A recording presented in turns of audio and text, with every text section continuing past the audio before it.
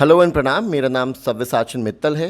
आज हम पुणे के बहुत फेमस, पॉपुलर और बहुत ही जुझारू सामाजिक कार्यकर्ता श्री सुभाष वारे जी से इस विषय में चर्चा करेंगे। अनेक समस्याओं को, किसान को, असंगठित मजदूरों की समस्या को उठाते रहे हैं कि इस बिल के प्रावधान से पंजाब हरियाणा के किसान ही नहीं बल्कि महाराष्ट्र के किसानों पर भी क्या असर पड़ने वाला है और उससे ऐसे कौन से केंद्र बिंदु हैं जिनसे खास तौर से पंजाब हरियाणा, जहाँ पे वीट और राइस की फसल के बारे में बहुत चर्चा हो रही है, महाराष्ट्र में आज गन्ने के ऊपर भी सरकार एक नया नियम लाने जा रही है, जहाँ शुगर एक्सपोर्ट के ऊपर सब्सिडी दी जा रही है, तो उस पर क्या क्या असर आ सकता है। वारे जी, आपका बहुत बहुत शुक्रिया आज समय निकालने के लिए। बहुत बहुत धन्यवाद। आपने बिल्कुल सही कहा कि पंजाब और हरियाणा के साथ साथ महाराष्ट्र या बाकी सारे किसानों पर भी इसका असर पड़ने वाला है। और इसीलिए आज दिल्ली में जो आंदोलन चल रहा है वो सिर्फ पंजाब या हरियाणा के किसानों का नहीं है, बल्कि कोरोना का संकट होने के बावजूद रिप्रेजेंटेशन के तौर पर और बड़ी संख्या में भी दिल्ली के आसपास के अन्य राज्यों के भी किसान आंदोलन में अभी शामिल है। तो सबसे पहले मैं आपको एक बात बताना चाहूँगा कि किसान इन कानूनों के पहले भी दिक्कत में था। ये कानून आने से पहले भी किसान की लूट होती रही है और उन सभी चिंताओं को देखते हुए किसान सरकार से जो अपेक्षाएं कर रहा था, सरकार से जो मांग रहा था, ऐसे सभी अपेक्षाओं के बारे में, मांग के बारे में सरकार अपने हाथ ऊपर उठा रही है, अपनी जिम्मेदारी से पल्ला झाड़ रही है और उन्हीं अपेक्षाओं के लिए किसान को इन बिल के माध्यम से कारपोरेट के दरवाजे पर खड़ा कर रही है, या कारपोरेट के माध्यम से आप अपनी अपेक्षाएं एक तरह से पूरी करो, इस तरीके से अपनी जिम्मेदारी से सरकार पल्ला झाड़ रही है। ये मेरा पहला निरीक्षण है। एक दूसरा, जो सरकार बड़ी जोर शोर से ये कह रही है कि किसान को हमने बाजार स्वातंत्र्य दिया है। अब इन कानूनों के माध्यम से, अब वो कानून बने हैं, अब वो बिल नहीं है, तो इन कानूनों के माध्यम से सच में बाजार स्वातंत्र्य मिलेगा या नहीं मिलेगा ये तो बाद में हम देखेंगे, लेकिन ये कानून मंजूर होने के तुरंत भारत के किसान को प्याज के बारे में एक अच्छी दाम बाजार से मिल रही थी, लेकिन तुरंत सरकार ने निर्यात बंदी कर दी। तो ये बाजार स्वातंत्र्य देने का जो सरकार का इरादा है, ये तो दोगलापन है, ये दुटप्पी, एक तरह से मराठी में हम जो कहते हैं कि ये दोगलापन है, नीयत ठीक नहीं है सरकार की। अब ऐसा है कि खेती का जो पूरा स्वरूप है ये बहुत जैसे हम कि रिस्क फैक्टर खेती में काफ़ी बड़े हैं। अन्य जो उद्योग है उन उद्योगों से खेती का स्वरूप अलग है, उसमें तरह तरह के रिस्क फैक्टर। ऐसी स्थिति में और किसान के पास होल्डिंग कैपेसिटी न होने के कारण जैसे ही उसका अनाज आता है तो उसे तुरंत बेचना पड़ता है। इस कारण किसान को सिर्फ स्वातंत्र्य देने से कुछ नहीं होगा। मैं ये बात कहता हूँ कि किसान को संरक्षित स्वातंत्र्य की ज़रूरत है। ये संरक्षित स्वातंत्र्य क्या होता है कि किसान को एमएसपी का, मिनिमम सपोर्ट प्राइस का संरक्षक कवच जरूरी है। मैं ये मानता हूँ कि किसान को बाजार स्वातंत्र्य की ज़रूरत है। प्याज और आज भी लगभग 70% खेतमाल जो है वो प्राइवेट मार्केट में ही बेचा जाता है। सरकार जो खरीद करती है गेहूँ, चावल, कपास, वो कुल मिला के 30 या 35% होता है। तो प्राइवेट मार्केट में ही किसान को अच्छा दाम मिलना चाहिए। प्राइवेट मार्केट में जब अच्छा दाम किसान को मिल रहा है तो सरकार निर्यात बंदी के माध्यम से, इसेंशियल कमोडिटीज़ एक्ट का एक हंटर लेके बीच में न आ जाए, ये तो मेरी भी भूमिका है। लेकिन जब तक मिनिमम सपोर्ट प्राइस का संरक्षक कवच नहीं होगा तब तक प्राइवेट मार्केट किसान को न्याय नहीं देगा। उस मामले में ये जो कानून है वो बाजार स्वातंत्र्य देने वाला कानून नहीं है, ये कारपोरेट के दरवाजे पर किसान को एक बेसहारा अवस्था में खड़ा करने वाला कानून है। आपने इसमें 2-3 बहुत ही मुख्य बातों को उजागर किया है जिस पे कहीं ना कहीं मीडिया में चर्चा हो रही है, लेकिन शायद उतने मुखर रूप से नहीं हो रही है। मीडिया में ज़्यादातर एक हाहू हल्ला, प्रोपेगेंडा बहुत बड़े लेवल पे है कि किसान क्या कर रहा है, किसान कहीं अहंकारी तो नहीं हो गया, किसान कहीं आज ये आंदोलन ऐसा तो नहीं होता जा रहा कि डेमोक्रेसी वर्सेस फॉर्मोक्रेसी हो गया है। आपने दो तीन बहुत मुख्य बातें कही हैं कि प्राइवेट प्लेयर मार्केट में आए, वो तो ज़रूरी भी है। फ्री मार्केट होना, किसान अपनी उपज बड़े लेवल पे बेच पाए, आप उससे एतराज़ नहीं कर रहे हैं। आप ये भी मानते हैं कि एमएसपी पे जो आज चर्चा चल रही है वो महत्वपूर्ण है, एमएसपी ज़रूरी है ही है। लेकिन आपने एक बहुत इंपॉर्टेंट बात करी है कि सरकार अपना पल्ला झाड़ रही है कि इसमें हमें पढ़ना ना पड़े, क्योंकि सरकार एक और बहुत महत्वपूर्ण पॉइंट बोल रही है। अभी गुलाटी जी हैं, वो former commission of cost and prices के चेयरमैन रह चुके हैं। उन्होंने भी अपने इंडियन एक्सप्रेस के आर्टिकल में लिखा कि बहुत सारा अनाज, आज हमारी एक और प्रॉब्लम, हम सरप्लस कंट्री बन गए हैं अनाज में, तो सरकार एक हद तक खरीद पाती है। तो सरकार ये आर्गुमेंट दे रही है जी हम एमएसपी के माध्यम से, हमारी खरीद तो सिर्फ पब्लिक डिस्ट्रीब्यूशन सिस्टम तक लिमिट है, अब उसके आगे, ये शायद आप भी सहमत हो, बहुत अनाज सड़के जाता है। तो किसानों के पास क्योंकि उसे एक तरह से अच्छे से रख पाने की सुविधाएं नहीं हैं, तो प्राइवेट प्लेयर साइलोज बना पाएगा, कोल्ड स्टोरेज कर पाएगा, वेयर हाउसेज बना पाएगा, जो सरकार कह रही है हम नहीं कर सकते, हमारी सीमाएं हैं बजट की। तो एक तो ये पॉइंट।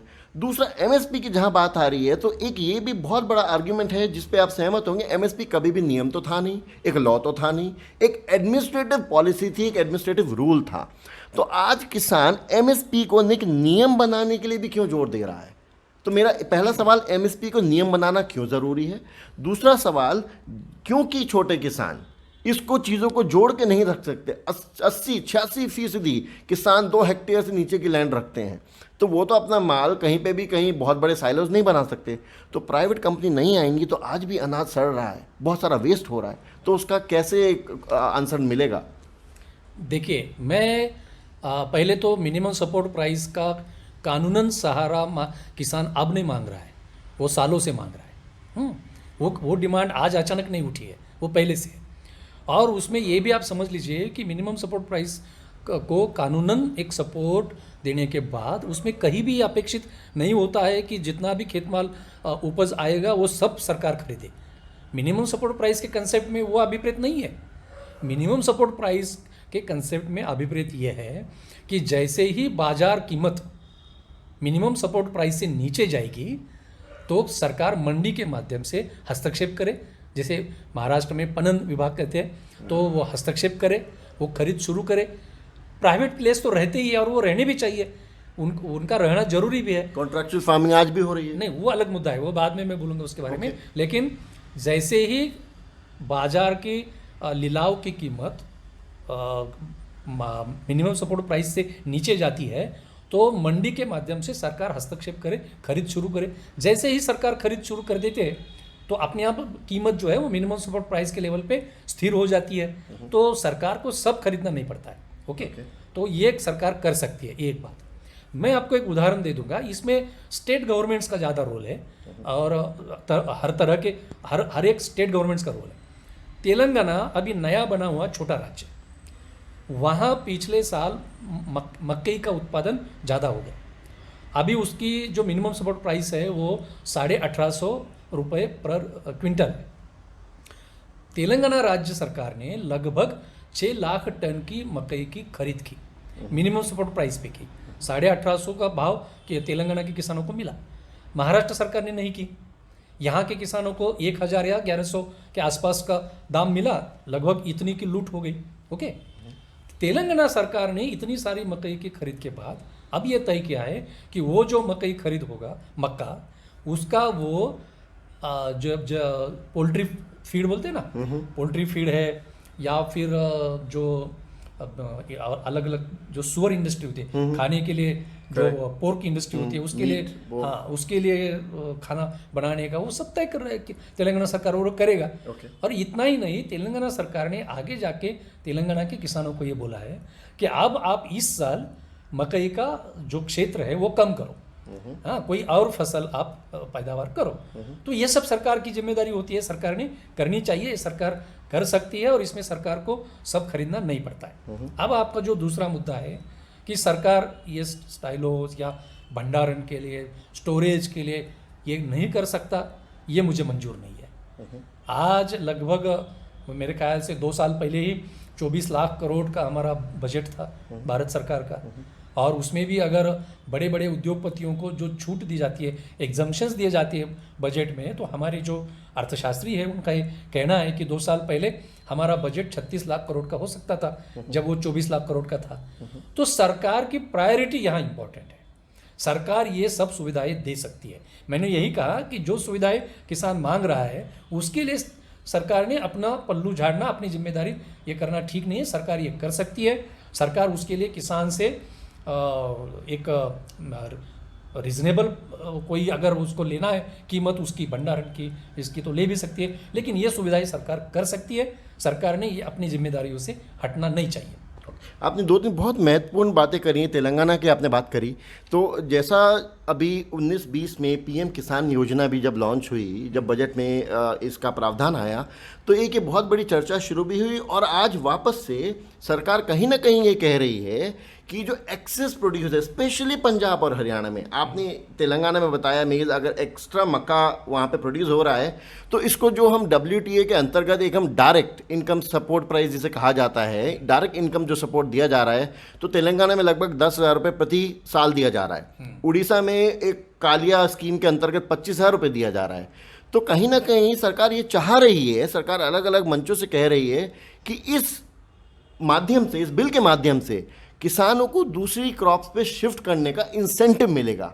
तो क्या आप ये कहना चाह रहे हो कि सरकार ने, जैसे कि तेलंगाना ने एक इनिशिएटिव लिया, शायद केंद्र सरकार ने उन किसानों को कोई और बेहतर स्कीम देनी चाहिए थी, सालाना इनकम, जिससे कि उन्हें इंसेंटिव मिले, अगर एक्स्ट्रा वो लोग उपज हो रही है तो उसे दूसरी क्रॉप्स पे शिफ्ट करें। आपने जैसे तेलंगाना का उदाहरण दिया। नहीं, निश्चित तो रूप क्या हम से पैकेज की बात कर रहे हैं यहाँ पे? नहीं, देखिए अभी ऐसा है ना, मैंने जो कहा वो स्टेट गवर्नमेंट की जिम्मेदारी है, ओके, कि क्रॉप पैटर्न के बारे में सलाह देने के किसानों को या मंडी के माध्यम से खरीद की, ये जो स्टेट गवर्नमेंट की जिम्मेदारी है। अब आंदोलन के बाद सरकार ये कह रही है कि स्टेट गवर्नमेंट ये कर सकते हैं, लेकिन आपने जो 3 कानून बनाए हैं उसमें तो आपने MSP के बारे में चुप्पी साध रखी है। बस आप बोल रहे हो कि MSP होगी, MSP होगी, लेकिन आप अगर वहाँ करोगे, आपके कानून में अगर उल्लेख करोगे MSP का, तो फिर आप स्टेट गवर्नमेंट को बता पाएंगे कि वैसे भी कि ये खेती, ये विषय स्टेट गवर्नमेंट का है, राइट, स्टेट लिस्ट का विषय है, स्टेट लिस्ट का विषय। इसमें इस आंदोलन में वो भी एक विषय है कि एक फेडरल स्टेट है हमारा। सरकार कह रही है हम स्टेट्स को कहीं हम उसके ऊपर कोई बाधा नहीं डाल रहे हैं। सरकार तो अब ये भी कह रही है कि फ्री मार्केट के ऊपर भी अगर आपको कोई टैक्सेस लगाने हैं तो स्टेट लगा सकती है। हम सिर्फ फ्री मार्केट के लिए एक एनवायरनमेंट, एक दरवाजा ओपन कर रहे हैं। देखिए, सरकार कर रही है छेड़छाड़ नहीं कर रहे राज्य के विषयों के साथ। नहीं, फिर ऐसा है कि हमें कॉन्स्टिट्यूशन को समझना पड़ेगा। हमारा कॉन्स्टिट्यूशन ये कहता है, ऐसा है कि अभी एग्रीकल्चर स्टेट लिस्ट का सब्जेक्ट है, लेकिन उसका व्यापार जो है वो सेंट्रल लिस्ट का विषय है। अब सेंट्रल लिस्ट में अब केंद्र सरकार ने कानून किया। हमारा संविधान ये कहता है कि सामयिक विषय पर अगर स्टेट का और सेंटर का दोनों का कानून आए तो सेंटर का कानून स्टेट के कानून पे हावी रहेगा। तो ऐसे में ये कन्फ्यूजन वाली स्थिति ये सेंटर क्यों पैदा कर रहा है, और ये भी कब, जब आंदोलन के बाद। तो मुझे ये लगता है कि जो किसान मांग कर रहे हैं कि सरकार MSP का एक कानून बना दे, सेंट्रल गवर्नमेंट, जो स्टेट गवर्नमेंट के लिए गाइडलाइंस होगा, ओके, ये अगर आएगा तो फिर सेंट्रल गवर्नमेंट की मनीषा साफ है, ये तय होगा। इसमें सीधी बात यह है कि सरकार अपनी जिम्मेदारियों से हटना चाहती है, कारपोरेट के भरोसे किसान को छोड़ देना चाहती है। कारपोरेट फार्मिंग के बारे में भी वो जो एक्ट है उसमें भी यही दिख रहा है कि कारपोरेट के भरोसे सरकार छोड़ना चाहती है। तो यानी कि मोटा मोटा आप ये कह रहे हैं केंद्र सरकार की एक तो विश्वसनीयता पे प्रश्न है, विश्वसनीयता साफ नहीं है, बिल्कुल उसकी ईमानदारी के ऊपर क्वेश्चन है कि वो दोगलापन है, वो कॉर्पोरेट का साथ दे रही है, अपने किसान का साथ दे रही है। एक ये बहुत महत्वपूर्ण सवाल है। दूसरा, लेकिन अब सरकार बहुत सारी मांगे मान रही है। सरकार कह रही है MSP को हम नियम बना देंगे, जो अगर मैं आपकी बात सही समझ पाया, आप MSP पे इसलिए भी इंसिस्ट कर रहे हैं कि MSP अब तक नियम नहीं था तो कई राज्य उसे मानते नहीं थे, या फिर प्राइवेट प्लेयर भी कॉन्ट्रेक्चुअल फार्मिंग में भी MSP से नीचे भी किसान मजबूर था बेचने के लिए। एक बार नियम बन जाएगा तो MSP एक बेस प्राइस की तरह आ जाएगा, मतलब उससे नीचे तो किसान को बेचना ही नहीं पड़ेगा, एक संरक्षण मिल जाता है। अब अगर सरकार बहुत सारे प्रावधानों में बदलाव कर रही है तो इस सूरत में क्या किसान आंदोलन आगे चलता रहना चाहिए, एक प्रश्न। दूसरा, अगर इस बिल को सिरे से खारिज भी कर दें, फर्ज करिए, एक हाइपोथेटिकल क्वेश्चन है, तो भी क्या कोई नए बिल की आवश्यकता नहीं होगी हमारे एग्रीकल्चर को रिफॉर्म करने के लिए? क्या आज की हालत में किसान संतुष्ट है, ये सफिशिएंट है? देखिए, सरकार कई बदलाव इन कानूनों में करना चाह रही है या नहीं, ये निर्णय तो जो किसान नेता सरकार के साथ बातचीत कर रहे हैं उनको ही ज़्यादा अच्छी तरीके से मालूम होगा। मीडिया में जो आ रहा है उस पर मैं भरोसा नहीं रख सकता, क्योंकि मीडिया इसमें काफ़ी गलत तरीके से रोल कर रहा है। मीडिया असल न्यूज़ नहीं दे रहा है। ओके, अब मुझे जो पता चला है, जो नेता सरकार से बात कर रहे हैं वहाँ से जो प्रेस नोट आती है उससे जो मुझे पता चला है कि सरकार जो बदलाव करना चाहती है वो स्टेट के ऊपर छोड़ना चाहती है कि स्टेट कर सकती है। इस तरीके का कन्फ्यूजन किसान नेताओं को मंजूर नहीं है। ओके, किसान नेता केंद्र सरकार से, पर केंद्र सरकार को ये कानून करने की क्या जरूरत थी? फिर ऐसे कई मुद्दे हैं उसमें, मैं उसके डिटेल में नहीं जाऊँगा। उसकी जो प्रेस नोट है कि जो आंदोलनकारी किसान नेताओं की, वो बहुत स्पष्ट है उसमें, क्योंकि ये अगर सरकार राज्य सरकारें करेगी तो फिर केंद्र सरकार के कानून की अहमियत क्या रहेगी, उसकी ज़रूरत क्या रहेगी, ये सब बात है। अब एमएसपी के ऊपर अगर कानूनन सपोर्ट वाला कोई कानून बनता है तो निश्चित रूप से इन 3 कानूनों में से एक कानून का जो विरोध है वो खत्म हो सकता है। ओके, लेकिन इसेंशियल कमोडिटीज़ एक्ट में संशोधन करके जो प्राइवेट प्लेयर्स को मर्यादाएं थी जमाखोरी के ऊपर, वो जो निकाली है केंद्र सरकार ने, इसका खामियाजा तो उन लोगों को भी भुगतना पड़ेगा जो शहर में रहते हैं, जिनका किसानी से कोई संबंध नहीं है, जो ग्राहक है, उनके ऊपर बोझ आएगा। बिल्कुल बोझ आएगा। मैं ये कहता हूँ कि ये तीनों कानूनों के प्रभाव से पहले 2-3 साल तक मंडी की व्यवस्था खत्म होने में लगेंगे। वहाँ तब तक शायद हो सकता है कि किसान को कोई अच्छा दाम मिले, जब तक मंडी की व्यवस्था खत्म ना हो। एक बार मंडी की व्यवस्था खत्म हो जाए तो ये मंडी खत्म होगी, इस तरीके का प्रभाव डालने वाला कानून और अत्यावश्यक वस्तु कायदा जो है इसेंशियल कमोडिटीज एक्ट, उसमें संशोधन जो हुआ है वो दोनों को मिला के स्थिति ये होने वाली है कि मंडी की व्यवस्था खत्म हो गई होगी और उसके बाद किसान मजबूर होगा कि ये प्राइवेट प्लेयर्स जो रेट देंगे, दाम देंगे, वही दाम कबूल करने के लिए किसान मजबूर होगा। और एक बार किसान का अनाज पूरा बेच दिया जाए उसके बाद शहरी ग्राहक मजबूर होंगे कि ये प्राइवेट प्लेयर जो बताएंगे उस दाम पे खरीदने के लिए। तो ये पूरा खेल जो है ये कारपोरेटाइजेशन का खेल है। ये इंटरनेशनल प्लेयर्स के दबाव में ये कानून आए हैं। तो सिर्फ मिनिमम सपोर्ट प्राइस का कानून बनने के बाद एक मसला हल होगा, बाकी के मसले फिर भी है। और इसीलिए किसान नेता आज जो राज्य सरकार के भरोसे छोड़ने की बात कह रहा है केंद्र सरकार, उस पर किसान नेता मान्य नहीं कर रहे हैं इसके कारण। तो आप एक बहुत महत्वपूर्ण प्रश्न उठा रहे हैं कि किसान नेताओं की जो वार्तालाप चल रही है केंद्र में मंत्रालयों के साथ, अपने एग्रीकल्चर मंत्री के साथ या फिर होम मिनिस्ट्री के साथ भी मुलाकात हुई, उसमें ये संशय बना हुआ है कि ये सारी चीज़ें सरकार मान तो रही है लेकिन शायद अपने पल्ले से नहीं, उन्हें स्टेट के ऊपर थोप देगी और अपना पल्ला झाड़ लेगी। तो बाद में ये प्रश्न उठे। और दूसरा, आपने पहले जब आपने शुरू किया बोला कि केंद्र का कानून कहीं ना कहीं स्टेट को सुपरसीड कर जाता है हमारे कॉन्स्टिट्यूशन के कारण, हमारे संवैधानिक मजबूरियां हैं। तो उस केस में अब आप कह रहे हैं कि इसलिए शायद किसान मान नहीं रहे हैं क्योंकि उन्हें विश्वास नहीं है, क्योंकि लिखित में तो आया नहीं है, ये सिर्फ चर्चाएं हैं, अभी से बातें हैं, अभी से अफवाहें हैं। दूसरा, आप एक बहुत महत्वपूर्ण जब आप बात कर रहे हैं एमएसपी की, तो लेकिन क्या उसमें एमएसपी सुनिश्चित करने से किसान नहीं बचेगा? मंडियाँ ख़त्म तो कर नहीं रहे हैं, लेकिन आप बोल रहे हैं धीरे धीरे, समझिए 2-3 साल तक आपके अनुमान से मंडियाँ टिक भी जाएं, उसके बाद ख़त्म हो जाएगी। लेकिन अगर एमएसपी बना रहा तो क्या किसान का थोड़ा संरक्षण बना रह सकता है? नहीं, एमएसपी बना रहा, कैसे बना रहेगा एमएसपी? अभी तो कोई कानून नहीं है। अभी एक अपेक्षा है कि मंडी हस्तक्षेप करे और मंडी कई बार हस्तक्षेप करती भी है। हाँ, वो हमेशा करे ये हमारा कहना है, लेकिन वो कभी कभी करती है।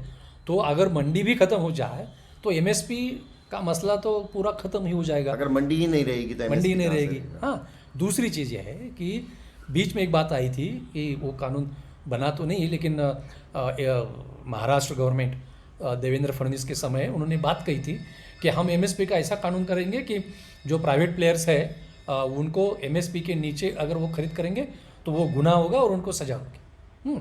अच्छा, ये सब बोलने की बात है। ओके, मंडी की व्यवस्था अगर नहीं होगी, फूड कॉरपोरेशन ऑफ इंडिया की व्यवस्था अगर नहीं होगी, सीसीएफ की व्यवस्था अगर नहीं होगी, और आप कहोगे कि मिनिमम सपोर्ट प्राइस के नीचे खरीद करोगे तो गुनाह होगा।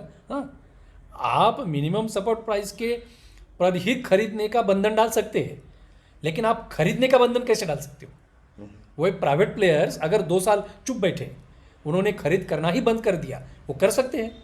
किसान मजबूर होता है बेचने के लिए, आज भी वो स्थिति है क्योंकि अनाज वेस्ट हो रहा है, खरीद कोई नहीं रहा। वो है ना, वो प्याज के बारे में कई बार ऐसा होता है ना कि वो जो ऑक्शन जो है वो बंद कर देते हैं 15 दिन के लिए। कोलार वगैरह में देखा गया है कि 10-10, 6-6 रुपए किलो पे प्याज बेचा है। इसीलिए मैं शुरू से जो कह रहा हूँ ना कि किसान को बाजार स्वातंत्र की जरूरत है। हाँ, लेकिन वो बाजार स्वातंत्र तभी मिल सकता है जब सरकार के माध्यम से एक एमएसपी का एक संरक्षक कवच और उसकी व्यवस्था बनी रहे, तभी मिल सकता है।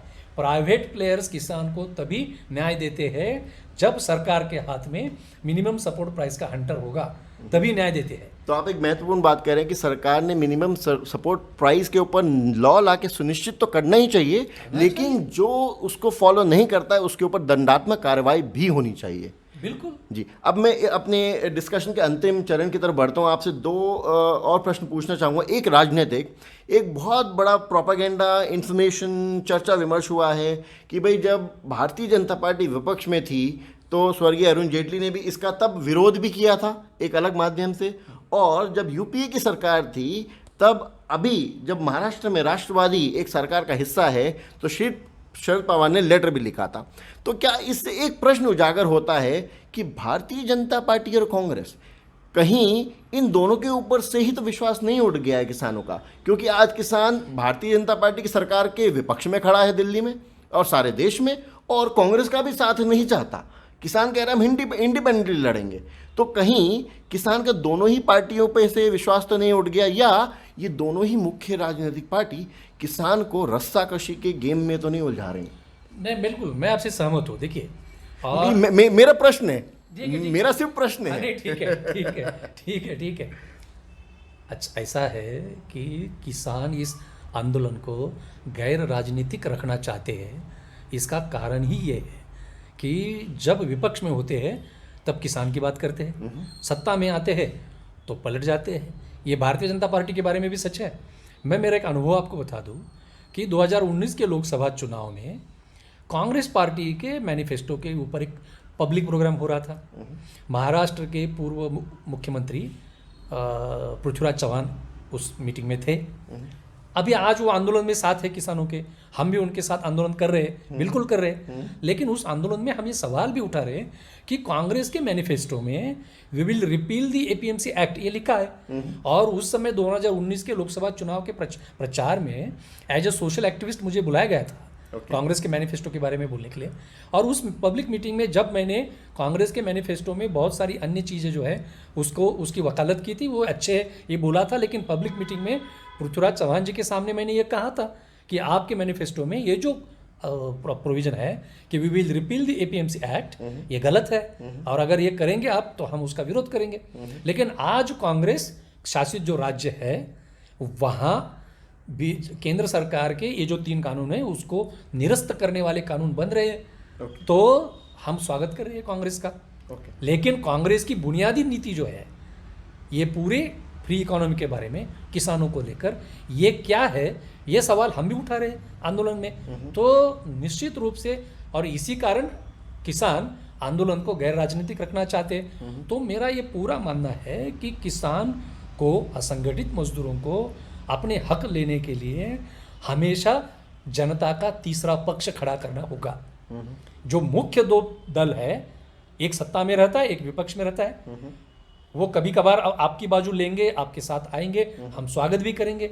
लेकिन किसान और असंगठित मजदूरों को असल में अपनी लड़ाई अगर लड़नी है तो हमेशा जनता का तीसरा पक्ष, जो संवैधानिक तरीके से आंदोलन करेगा, जो शांतता में तरीके से आंदोलन करेगा, लेकिन जनता की ताकत रास्ते पे खड़ा करके नीतियों पे दबाव डालेगा, ये जनता के तीसरे पक्ष की जरूरत बिल्कुल है। आपने एक बहुत महत्वपूर्ण बात करी। अब हम जब समापन की ओर हैं कि ये दोनों पार्टियां तो अपनी अपनी तरह से कर ही रही हैं, लेकिन किसान अब अपने मतदान का प्रयोग करने के बाद एक तरह से अपना आंदोलन जनता तक ले जा रहा है। किसान ये भी कह रहा है कि राजनीतिक पार्टियां जब सत्ता में होती हैं तो कुछ बोलती हैं और उसके बाद जब विपक्ष में होती है तो कुछ और बोलती हैं। दूसरा, आपने बहुत महत्वपूर्ण सब्जेक्ट टच किया जो मैं भूल नहीं जाऊं, असंगठित कामगार, क्योंकि इसमें ये भी एक प्रावधान है और इसके ऊपर बहुत बड़ी चर्चा चल रही है। वो किसान या वो छोटे मजदूर जो किसानी में लिप्त हैं या दूसरे की फार्म के ऊपर, लैंड के ऊपर काम करते हैं, इसके ऊपर उनका क्या असर पड़ने वाला है? क्या ये भी उसमें एक निहित सवाल है? निश्चित रूप से इसमें वो सवाल है, क्योंकि सारे तो किसान ही नहीं हैं, वो लोग भी एग्रीकल्चर से ही रिलेटेड हैं। यानी सारे किसान भी नहीं है। और मैं आपको एक बात बता दूं कि महाराष्ट्र जैसे राज्य में जहां से 18% इरिगेशन है और लगभग 82% खेती जो है वो बारिश के पानी के ऊपर निर्भर है, वहाँ जो छोटे छोटे सब छोटे किसान हैं, सब 80% छोटे किसान हैं। महाराष्ट्र 2 हेक्टेयर से कम लगभग। मैं सालों से उन किसानों के साथ काम कर रहा हूँ, तो सब किसान नहीं है। और ये भी बात सच है कि जो छोटे किसान है ज़्यादातर वो साल के 6 महीने किसान होते हैं और साल के 6 महीने वो मजदूर होते हैं, मजदूर होते हैं, लेकिन मजबूरी में होते हैं, मजबूरी में मजदूर। इसीलिए जो मैं कह रहा हूँ ना कि ग्राहकों को भी खामियाजा भुगतना पड़ेगा इन कानूनों का, तो उसमें किसान को भी भुगतना पड़ेगा, क्योंकि हर किसान अपने घर में जो खाने की चीजें होती है सबको तो पैदावार नहीं करता है। सही बात। वो 3-4 चीजों की पैदावार करता है और जो वो भी होती है तो मजबूरी में सब बेच डालता है। ओके। तो वो फिर ग्राहक बन जाता है बाकी सारी चीज़ों के लिए। तो उनके साथ साथ जो असंगठित मजदूर हैं, ये असंगठित मजदूरों के ऊपर भी इसका निश्चित रूप से दुष्परिणाम होने वाला है। और ये सिर्फ खेती और कानून के बारे में नहीं है, खेती के सरकार ने कामगार कानूनों में भी बदलाव किए हैं। 44 कानून थे, उनको सिर्फ समेट के 4 संहिता में वो डाल रहे, जिसके कारण वो अभी विषय नहीं है, मैं तफसील में नहीं जाऊंगा। लेकिन कामगार शक्ति ने सालों से लड़कर जो अधिकार हासिल किए थे उन्हें भी निरस्त किया जा रहा है कामगार कानूनों में बदलाव करके। हाँ, अब उसमें जो बदलाव हो रहे हैं, हम आज तक लड़ रहे थे असंगठित असुरक्षित मजदूरों के लिए। सरकार के कामगार विषयक जो नए कानून आ रहे हैं उससे जो संगठित कामगार है उनको भी असुरक्षित और असंगठित किया जा रहा है। तो ये सब चीज़ें तो है ही। ओके, तो इसके कारण जो अपना मूल मसला है कि किसान के बारे में जो कानून बने हैं ये कई भी तरीके से किसान को सुरक्षा देने वाले नहीं है। कॉन्ट्रैक्ट फार्मिंग का भी मसला वही है कि खेती के आधुनिकीकरण के लिए, खेती का उत्पाद बढ़ाने के लिए जो प्राइमरी प्रोड्यूस किसान का होता है, जिसको कीमत नहीं होती है, उस पर प्रक्रिया करके सेकेंडरी प्रोड्यूस, टर्शरी प्रोड्यूस बेचने के लिए निश्चित रूप से एक इन्वेस्टमेंट की ज़रूरत है। ये इन्वेस्टमेंट ज़्यादातर सरकार की तरफ से आनी चाहिए और कुछ हद तक प्राइवेट प्लेयर से आनी चाहिए। लेकिन वो जो व्यवस्था होगी उस व्यवस्था पर सरकार का नियंत्रण होना जरूरी है। और सरकार का जो खेती उत्पाद कंपनियों का कानून है कि जिसमें सिर्फ किसान ही भागीदारक होते हैं, उनको ज़्यादा बढ़ावा देने की ज़रूरत है। ये जो कॉर्पोरेट फार्मिंग का नया कानून आया है उसमें ये कहा है कि प्राइवेट प्लेयर्स किसान के साथ करार एग्रीमेंट कर सकेंगे और उस एग्रीमेंट में ये जो खेती उत्पादक कंपनियां हैं जो छोटी छोटी रहती है, जिसमें सिर्फ किसान भागीदारक रहते हैं, ये उसमें बिचौलिए का काम कर सकती है। हमारा विरोध ये कि बिचौलिया क्यों, उनको ही सक्षम करो। जो किसान उत्पादक कंपनियां हैं छोटी छोटी है, किसान ही भागीदार रहते हैं, उनको सक्षम करो। उनके लिए कोई सीड मनी की प्रावधान करो और फिर अगर उसमें प्राइवेट इन्वेस्टमेंट आ जाए तो उस पर नियंत्रण रखो। मेरा विरोध सिर्फ इसलिए है कि सरकार पूरी तरह से इससे जिम्मेदारी पल्लू झाड़ के हटना चाहती है और पूरे तरह के प्राइवेट प्लेयर के हाथों में किसान को देना चाहती है, जिससे किसान का भला नहीं होने वाला। अनियंत्रित, जिसके ऊपर कोई अंकुश नहीं रहेगा। अंतिम 2 सवाल आपसे लेता हूं, तो इसमें ऐसे कोई मुख्य 3-4 बिंदु समझिए कानून निरस्त नहीं होते हैं, सरकार वापस नहीं लेती, जिस तरह की स्थिति आज बनी हुई है, तो ऐसे क्या प्रावधान आपको लगता है 3-4 जिन पे लिखित स्वरूप में केंद्र सरकार ने कानून बनाकर केंद्र सरकार ने उसे रेगुलेट करना चाहिए, जिससे किसान बच सकता है? क्योंकि इससे तो सभी सहमत होंगे कि कानून तो कोई ना कोई एग्रीकल्चर नया रिफॉर्म तो चाहिए, कोई भी सरकार आएगी तो बनाएगी। तो ऐसे क्या 3-4 क्विक केंद्र बिंदु आप जल्द से बता पाएंगे जिनसे किसान का भला हो पाएगा इनमें या तो परिवर्तन आ जाए या इनमें से वो हटके कोई दूसरे नए प्रावधान आ जाए। देखिए, ऐसा है कि वो जो संशोधन में या किसान भी दे रहे हैं, तो उन संशोधनों के बाद इन कानूनों की कोई ज़रूरत ही नहीं रहेगी। इसलिए ये कानूनों को निरस्त करना चाहिए पहले। ओके, ये जो नए 3 कानून हैं उनको निरस्त करना चाहिए। उसके बाद मिनिमम सपोर्ट प्राइस को लेकर एक कानून बनना चाहिए, और उस कानून का स्वरूप यही होगा कि प्राइवेट प्लेयर्स बाजार में रहे, वो मिनिमम सपोर्ट प्राइस पे खरीद करें। ओके, अगर बाजार मिनिमम सपोर्ट प्राइस के नीचे चला जाता है तो मंडी के माध्यम से हस्तक्षेप होगा, सरकार कुछ खरीद करेगी, जिससे स्टेबलाइज हो जाएगा बाजार, प्राइवेट प्लेयर्स अपना काम करते रहेंगे। इस तरीके के कानून मिनिमम सपोर्ट प्राइस को संरक्षण देने वाला बनना चाहिए। ये एक बात है। दूसरी बात ये है कि सरकार का जो बजट है, उस बजट का एक बड़ा हिस्सा किसान के काम आ जाए। ये बाबा साहब आम्बेडकर की इच्छा थी। बाबा साहब आम्बेडकर ने भी संविधान बनाते समय यही अपेक्षा व्यक्त की थी। तो आज जो ट्रांसपोर्ट और स्टोरेज को लेकर जो सुविधाएं नहीं है, उन सुविधाओं के लिए सरकार के बजट का कुछ हिस्सा खरीद काम आ जाए, हाँ, कुछ सुविधाएं बने। उसके बाद एक प्राइमरी कंट्रोल सरकार के हाथ में अगर रहता है तो फिर प्राइवेट प्लेयर्स उसमें कुछ जो करना है वो करे। ये दूसरी बात है। ओके, तीसरी बात जो है कि खेती में उत्पाद बढ़ाने के लिए और प्रोसेसिंग के लिए जो सरकार का ही कानून है कि खेती उत्पादक कंपनियां, तो खेती उत्पादक कंपनियों को सक्षम करने के लिए सरकार उनको जो इनिशियल इन्वेस्टमेंट है उसके माध्यम से सक्षम करे। एक बार वो सक्षम हो जाए, वो बाजार में उतरने के लिए सक्षम हो जाए, वो नॉट बिचौलिया, एक समान हैसियत से अगर वो प्राइवेट प्लेयर से कोई अग्रीमेंट करे तो उस तरीके से उनको सक्षम करने के लिए सरकार इनिशियली मदद करे और वैसा कोई कानून बने। ये 2 चीज़ें। और तीसरी जो चीज़ है कि किसान भी ग्राहक होता है, और पूरा जो दक्षिण भारत है, पूरे दक्षिण भारत का किसान तो बड़ी संख्या में ग्राहक होता है। तो उस तरीके से जो अत्यावश्यक वस्तु कानून जो उसमें जो संशोधन हुआ है कि जमाखोरी पे जो नियंत्रण था वो हट गया है, वो होना चाहिए। जो पब्लिक डिस्ट्रीब्यूशन सिस्टम है वो जो आज सिर्फ गेहूँ और चावल पे मर्यादित है, जबकि 80% जनता पीडीएस के थ्रू, देखिए जो पीडीएस डिपेंडेंट है, पीडीएस के ऊपर जो निर्भर जनता है उसको क्या सिर्फ कार्बोहाइड्रेट लगते हैं खाने के लिए? क्या सिर्फ कार्बोहाइड्रेट पे उसका पोषण हो जाएगा? उसको प्रोटीन्स की जरूरत नहीं है, उसको फैट्स की जरूरत नहीं है, उसको एंजाइम्स की जरूरत नहीं है।